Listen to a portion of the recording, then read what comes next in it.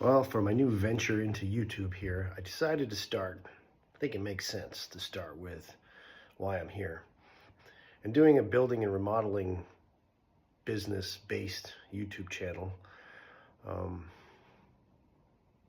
I think a little history is important. I think a lot of people come into the building arts or into construction from a bunch of different areas. In my region here in Massachusetts, I think a lot of times you end up here as a matter of necessity, right? Sometimes the jobs are easy to get. They don't require a lot of um, skill or initial skill or education. You can just kind of find somebody who needs some help, and as long as you can work hard, you can figure it out. Work your way up, and eventually you become a carpenter hired by somebody else. And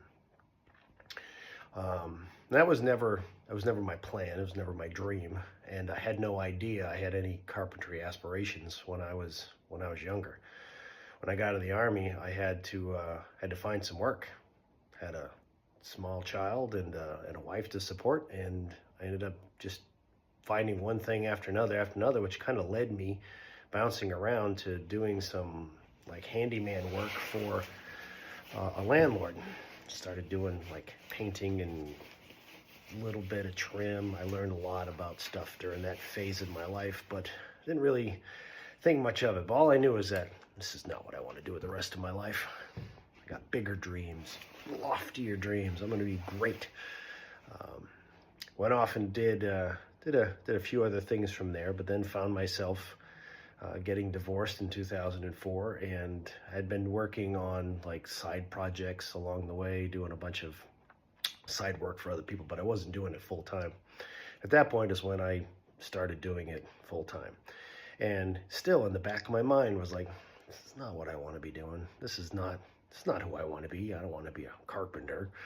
I want to do something else. I wanted to be a teacher. I wanted to be a math teacher. I wanted to be an engineer. And I ended up taking a lot of those classes. I took all those calculus classes and got ready to transfer them from my engineering course, and realized that they were going to put me behind a computer, and it's like, yeah, it's probably not a good idea for me. So I stuck with it. Stuck with it for a while, and then somewhere along the lines, I decided to do the Ancestry.com thing and look back through my family history. And I traced them back, with my free account at the time, how far I could go. And I went back 7 generations that I could find before they came down from Canada into Vermont. And every generation of the men in my family line were either masons or carpenters, all 7 generations before me. And that doesn't even count what happened before that, because I have no idea. I wasn't paying for all that subscription fees. I think I had enough information at that point. So that made me the 8th in the generational line. And then somewhere along the line, I remember having this thought about, my father was a mason, carpenter, and took a pretty big hit when the economy crashed in the 80s and kind of lost his way, but that's what he did most of his life. And I thought, my father had 4 sons. Had he started his own company, boy, he really would have set us up for some better success in the future. We really could have done some great things. Somewhere that was always in the back of my mind. So then I decided that, well, maybe that's something I should do, because I don't have 4 boys, I have 8 boys, and I've employed most of them at some point over the last decade.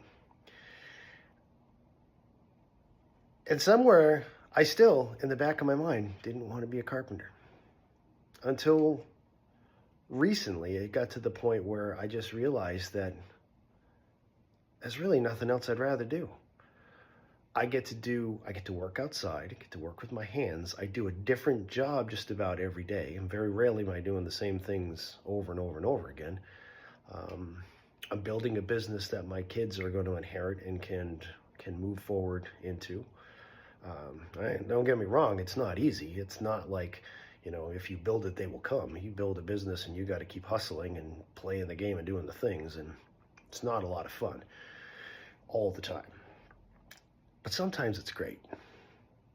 And sometimes sometimes you get to help people build their dreams and have these things, and they just kind of gush over you with how great the experience was and how you just captured exactly what they were trying to do.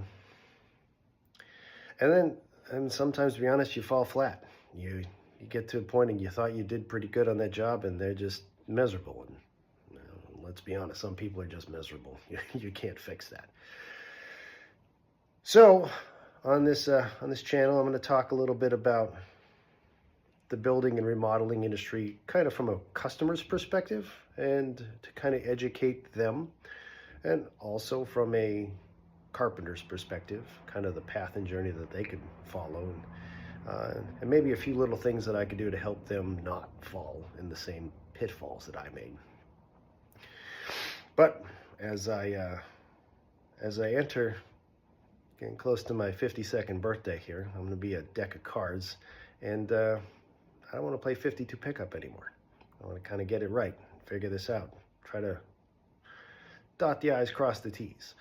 I've got a lot of the things that I need to be successful with what I'm doing, and mindset is the biggest part of it. Really, you just have to have the right frame of mind to do it. And I get to get up every morning and go to work with my boys and build good things, teach them skills, work with my hands. So it's all good.